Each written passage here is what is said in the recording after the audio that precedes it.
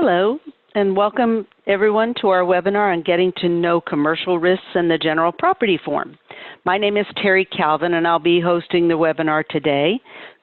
I also have online with me, excuse me, Sandy Emerson, and Sandy will be manning the chat lines and also running our polls and generally chiming in if she has anything to add to the conversation. So say hello, Sandy. You there?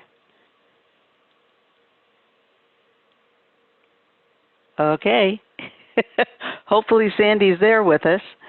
I'm here, Terry. Sorry. Okay. It still had me unmuted. Hello to everyone, and that will be hopefully the only technical difficulty we will have the rest of the time. Well, we'll deal with it if we have anything else. So, in any event, I have everyone muted, but if you have questions, please feel free to type them in the chat box, and we'll be sure to address those. So, Sandy, would you run our first poll for us? Absolutely. So our first poll today has to do with what type of business you typically handle. Is it personal lines, commercial lines, or a little bit of everything? So if everybody would sort of chime in there, it gives us a little bit of information on who we have on the line with us today. While you're doing that, I'm just going to briefly review the objectives for this seminar. They're pretty simple.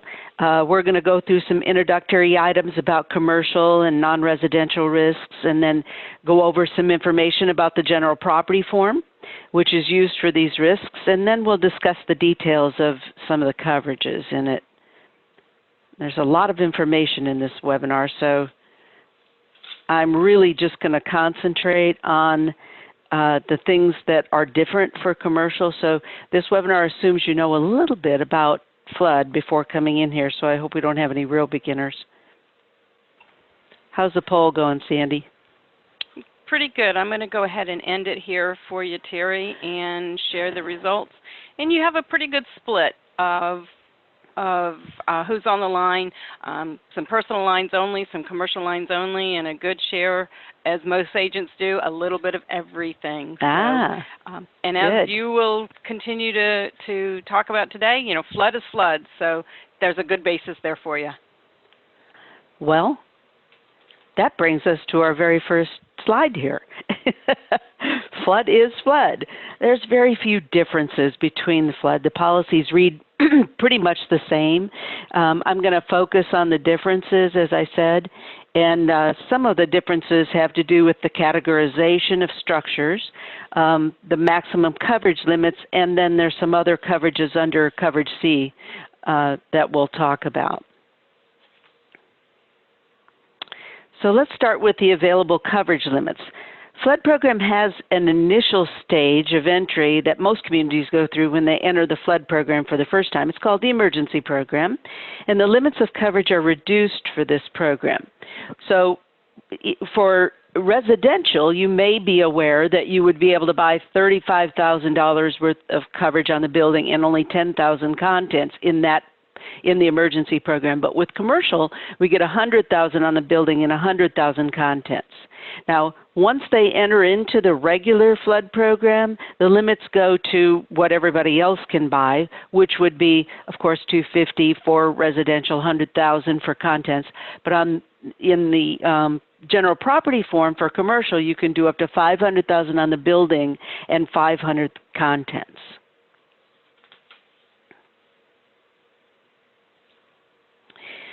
It's helpful to know the definition of what we're insuring. So let's review the definition of non-residential buildings where flood is concerned. And I don't normally like to read slides during a presentation, but I think it's best to be precise with this, so I'll be reading a good share of this. A non-residential building in general is a commercial or mixed-use building where the primary use is commercial or non-habitational. There's a couple of subcategories. The first is a business building. So the business building definition is a building in which the named insured is a commercial enterprise, primarily carried out to generate income, and the coverage is for a building designed as a non-habitational building, A mixed-use building in which the total floor area devoted to residential use is 50% or less of the total floor area within the building if the residential building is a single-family property, or 75% or less of the total floor area within the building on all other residential properties. Or it can be a building designed for use as office or retail space, a wholesale space, or hospitality space or similar type uses. So hopefully that's clear. I know they're talking about 50% or less in a single family property, and you're thinking, why would that be a business building? So we'll see later about garages.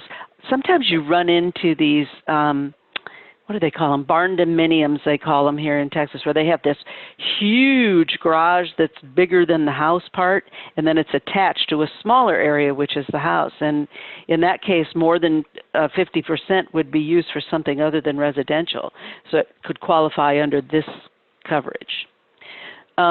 Another subcategory is called the other non-residential building. This is just an all-other category for non-habitational buildings that don't fit the category of a business building or residential building for that matter. Here's some examples of commercial risks on here. It's a pretty wide variety. You'll see everything from hotels and bed and breakfast to factories and warehouses. See nursing homes on there, condominium buildings, if less than 75% of the total floor area is residential, would be written on this policy. So there's a lot more, but those are just some examples to give you ideas. Here's some examples of the other non-residential category. I want you to notice the last one on there. We've got churches, schools, farm buildings, pool houses, etc. But let's look at the last one, detached garages. This surprises a lot of people. They often think it should be written on a residential form because, you know, there's the house and the detached garage. But detached garages that are on residential property can be handled in two ways. If it's unfinished and used only for parking and storage, you can use up to 10% of the coverage from the residential policy to cover that. Now, that's not in addition to the policy. It would reduce the amount of coverage on the main home by the amount used for the garage. And that's why sometimes people like to write a separate policy on the garage, because maybe the house needs all $250,000 of the coverage provided under a residential policy, and they want to have additional coverage for a very nice garage. If you look at the picture of the garage in that picture, that's a pretty nice garage. So they may want additional coverage for that. So you can write a separate policy on the garage, but it would be written on the general property form as an other non-residential risk. And please see the note up there that small businesses cannot use this category. Non-residential condominiums are written on the general property form. This covers the building and commonly owned contents and offers up to $500,000 on both coverages. Now, there's another policy that some of you might be familiar with called the Residential Condominium Building Association Policy, or we call it the RCBAP. And the RCBAP offers a lot more coverage, but the requirement is, as we saw on a previous slide, that at least 75% of the floor space must be residential. So if it doesn't meet this requirement, it's written on this form, the general property form, and it's limited to the 500 coverages. Commercial condominium unit owners cannot buy building coverage at all. They can only buy contents up to $500,000. Now, they can use up to 10% of their contents coverage for betterments and improvements, which can apply to interior walls, floors, ceilings, and other things in their build-out. But this 10% is not in addition to the $500,000. It would be taken out of that and reduce the amount of coverage on the $500,000. So hopefully that is clear. Sandy, can you run our next poll here before I move on? I can do that. I also want to point out that I did put the link, although I don't think it worked very well, on the chat for the commercial summary of coverages. If the link doesn't work, you can also just go in and under search type in just that, FEMA or NFIP summary of coverages, commercial properties, and it will come up for you. So that's a great tool to have at your desk, whether it's the commercial or the personal lines on the dwelling form. But our poll question now is, which one of the following is an example of an eligible building risk? It's multiple choice. It could be a cooperative unit in a cooperative building, or an open stadium, or a tennis bubble, or all of the above. And I'll let this run a couple more seconds here before I will end it. Terry, anything you wanted to add at this point? By the way, we've had no questions up to this point. Okay. Well, good. Either people are just baffled or we're answering their questions as we go along. So it looks like most people are saying all of the above. There we go. You got Poll's it. closed. I'm going to go ahead and share it there. There you go. All right. Looks like most people said all of the above. So that kind of makes everybody right, because all of the above is the correct answer. You'll see on here lists of ineligible type buildings, anything from boat docks to swimming pool and tennis bubbles and tents and all sorts of things. Let me just mention a few. Cooperative units within a cooperative building. Some of you may not even know what a cooperative is, and the only reason I do is because my dad used to live in one. He just moved from it. But in a co-op, you don't actually purchase any of the building. You actually buy a share in the co-op, which entitles you to live in one of the units in there and pay an exorbitant monthly maintenance fee, which would be to live in one of the units, but you don't actually own any of the building. And notice that this says ineligible building risk, so that would be ineligible for building coverage. A co-op unit, they only own their contents inside of the unit, so they can actually buy contents coverage. And the co-op, whoever owns a co-op building could buy coverage on the building, but the unit itself would not be eligible for coverage in there. Pole barns, if you look at those, pole barns could qualify underneath here, but they would have to qualify as a building, same with the pumping stations, and that would be 2 solid walls and a roof affixed to a permanent foundation. So if it meets that definition, we actually could write those. Water treatment plants.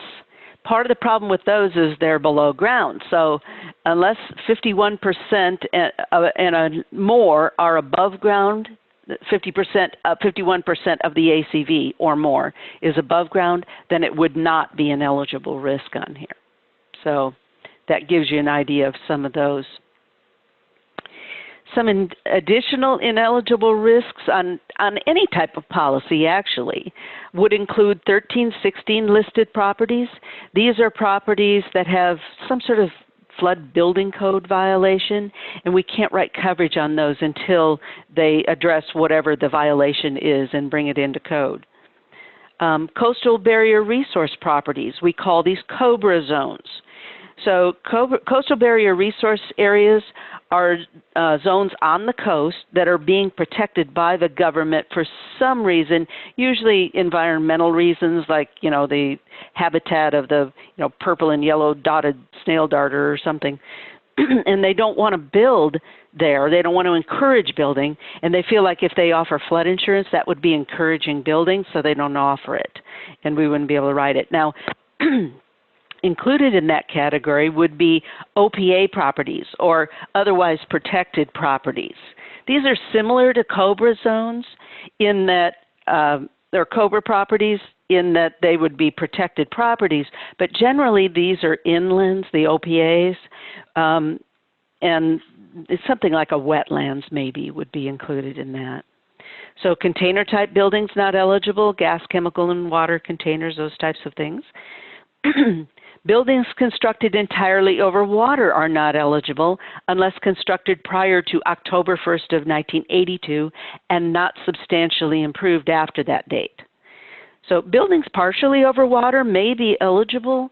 We would need to know what portion is over water, and they're usually really expensive, but we can write them if they're partially over water. Buildings partially underground are not eligible if 50% or more of the ACV, as we talked about on the water treatment plants, is below ground. And we're not usually talking about a normal basement here. Like if you had a building with a underground garage, because typically 50% of that is the ACV is not in that garage. So we'd be talking more about like a earthen building perhaps. And decks are not covered on any type of property. So getting on to the general property form, this is the type of policy that's used for all non-residential business and other non-residential risks. Actually, it can also be used for other residential risks, which would be a residential building with 5 units or more, like an apartment building. But I don't really want to focus on that here because we're more talking about commercial. Just be aware that it can be used for that, or it would be used also for that type of building. So in zones that begin with an A or a V, the standard property form would be used. In BC or X zones, it could be the standard, or it could be the preferred version of the policy. So be aware that the general property form is always an actual cash value policy. There's never an option for replacement cost on this type of thing. So there's also no co-insurance penalties. So just be aware of that. Whenever anything's on this form, you want to inform the insured that it's an actual cash value property. I mentioned the preferred risk policy, or PRP, we call it. And some of you may be familiar with that for residential, but the general property form also has a PRP version. This is a packaged policy. It has fixed combinations of building and contents coverage. You can also get contents only, but you can't buy building only. It's available for properties in BCX, AR, and A99 zones. The property must qualify based on a loss history. So if the property has sustained 2 or more claims of $1,000 or more, or 3 or more claims of any amount within any 10-year period of time on the history of the property, it's not eligible. Notice I didn't say the last 10 years. It's any 10-year period of time. So if that 10-year period of time was 15 years ago, it still doesn't qualify. Federal assistance, by the way, is considered a claim and would be considered in counting up those claims. Maximum limits are the same as the standard policy, be 500, 500, and be aware that risks in community in the emergency program are not eligible for the preferred risk policy. So moving on to coverages, let's discuss coverage A, which is your building coverage. The policy insures against direct physical loss by or from a flood to the items listed on the slide. It starts with the building as described on the deck page, and the policy covers that building and only that building unless there's an addition or extension. So, unlike the residential policy, which would cover a detached garage, that is not the case on a general property form. So you'll see that the next thing listed there is additions and extensions, and I want to talk about this a little bit. And it's the same for all types of risk, whether it's this or whether it's a residential form or whether it's this general property form. But since it's pretty commonly misunderstood, I want to address it a little here.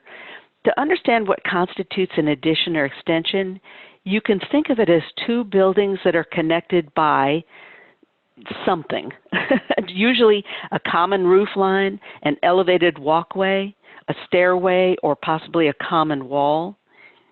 If you look at the picture there, you see there's a skywalk across in the middle of the buildings. This is a little bit of an extreme example. I just like the picture. So the unique thing about additions and extensions is that they can be written as 1 building or as 2. Since the coverage is limited to $500,000, you would want to write it as 2 if there's need for more coverage, since that would allow you to write $500 on each building. And be careful about this because this can be an E&O exposure. If you just go ahead and write 2 buildings as 1 and only give it $500,000, and they end up with a claim that costs more than that, and the insured finds out they could have gotten more coverage, that's an E&O exposure for you. So just be careful with that and make sure you inform the customer on this. So I'm not going to go into detail on a lot of these others because they are the same for residential and policies also. You can see them listed on the screen there. Also be aware of the limited coverage in basements and enclosures under certain circumstances. And if you want to attend one of our other webinars, we have one on basements and enclosures, and you're welcome to join in on that. Or check out the link that Sandy put up to the commercial summary of coverage. That will talk a little bit about that too. Here's some of the examples of property covered under Coverage A. You'll see, central air and heat, pumps. Some of the things that are specific sometimes to the general property form or to commercial buildings would be things like elevator equipment. I mean, those could be covered in a residential too, but you more often see them in commercial properties. Your fire sprinkler systems, ventilating equipment, walk-in freezers, this type of thing. So you can refer to the general property form for a complete list, and there's also more listed in the summary of coverage if you want to check that out. Coverage B, this is your personal property or contents coverage.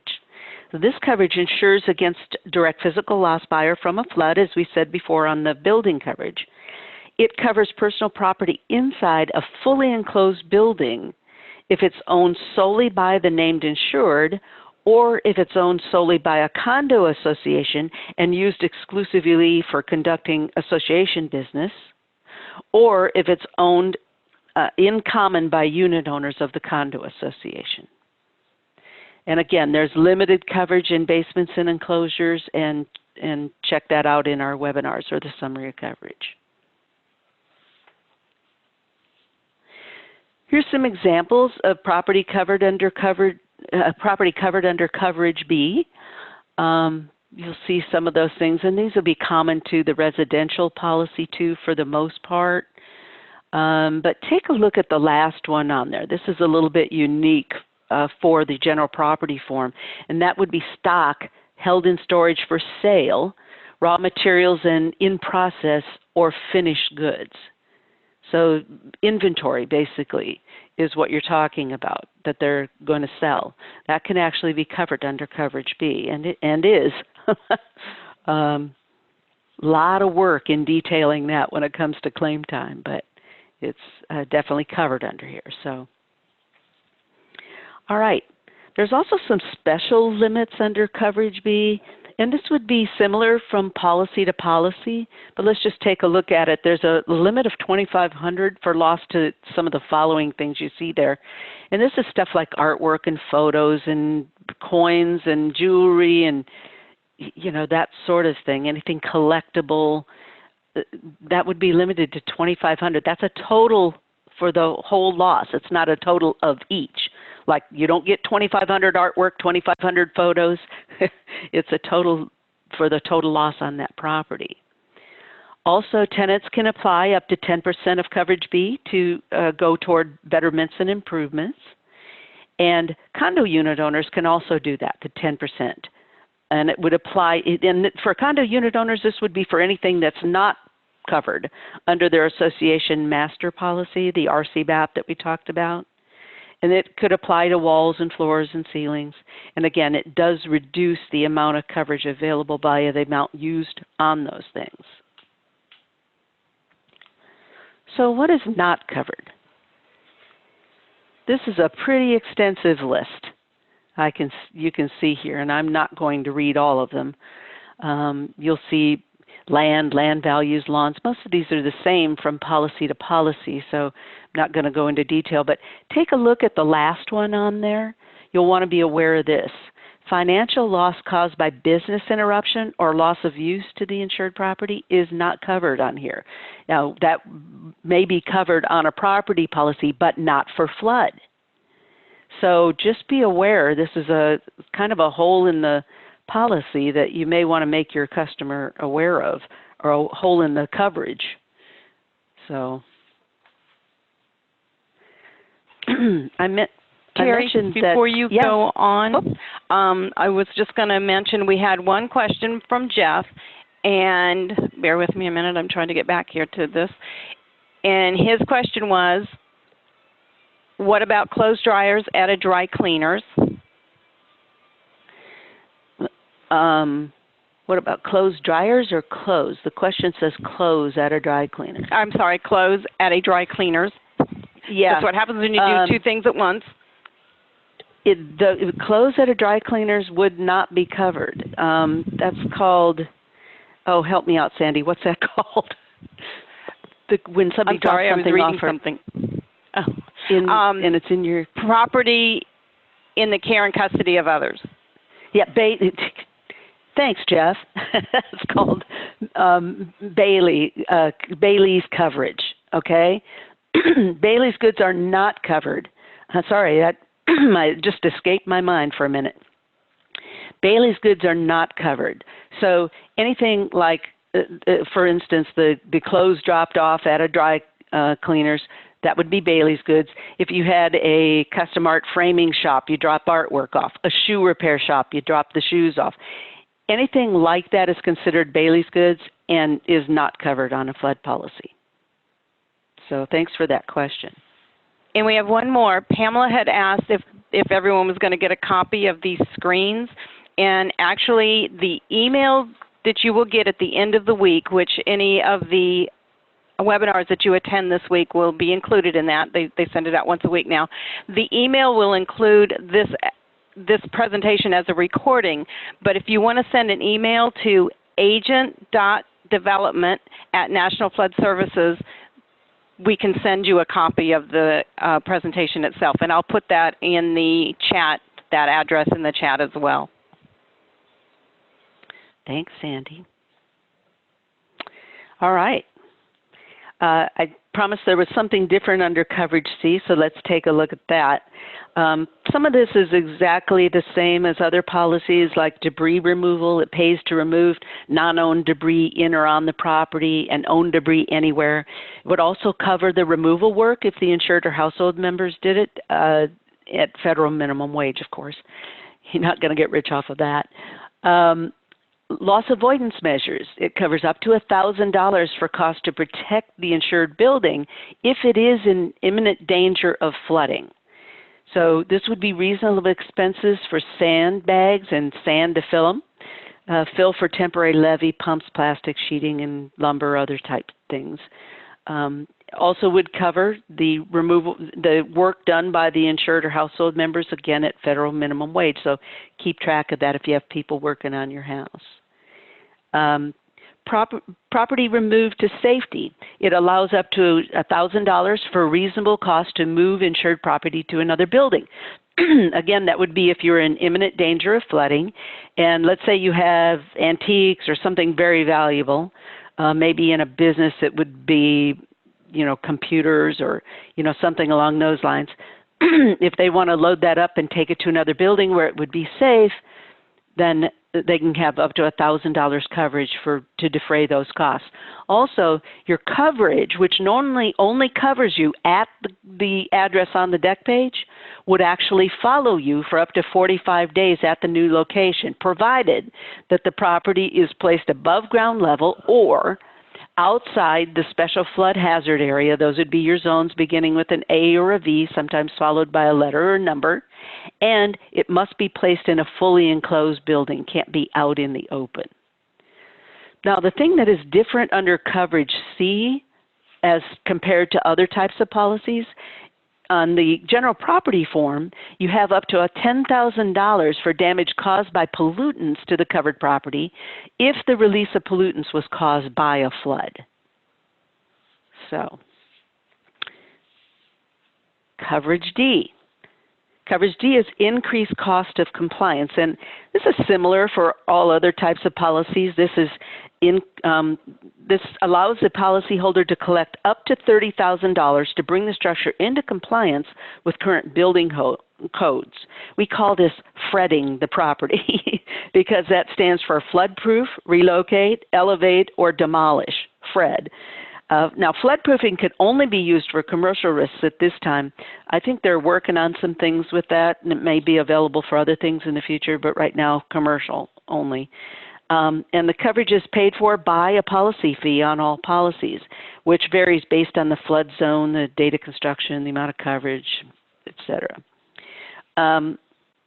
ICC is mandatory for all policies except contents-only policies, condo unit owners policies, and anything in the emergency program.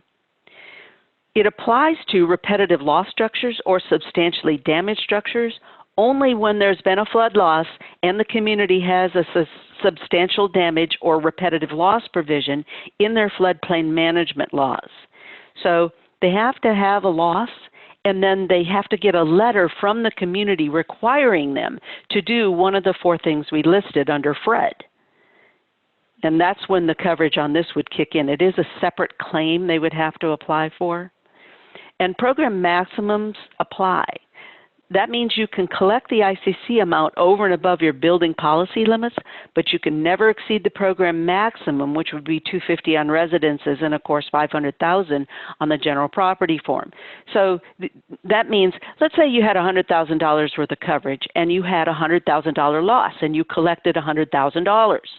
You can still collect your $30,000 under ICC if you qualify for it above and beyond that $100,000.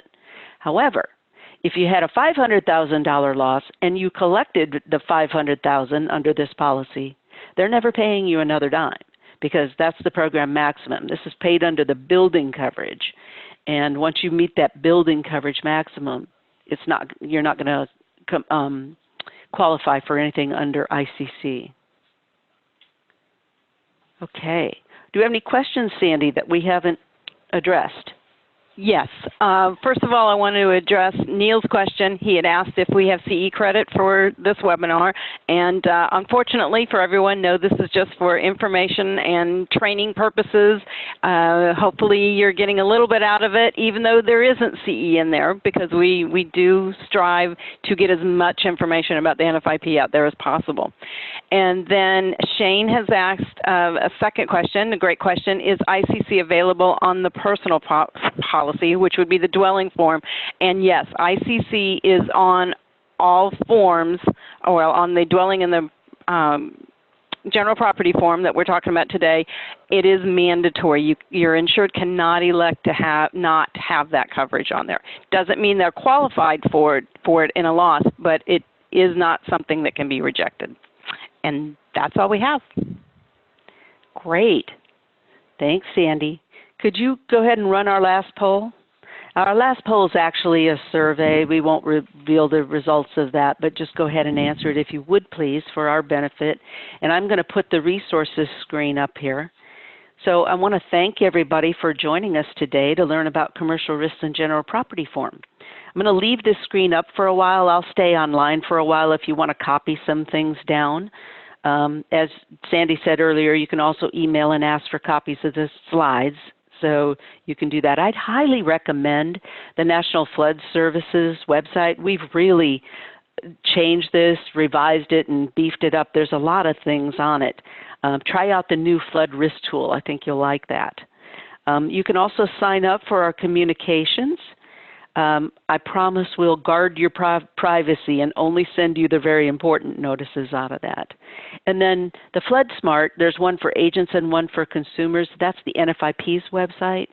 So they have a lot of very valuable things on there too. If you haven't checked that out in the last few months, they've totally revised it from the old one. And so you may find some things on there that you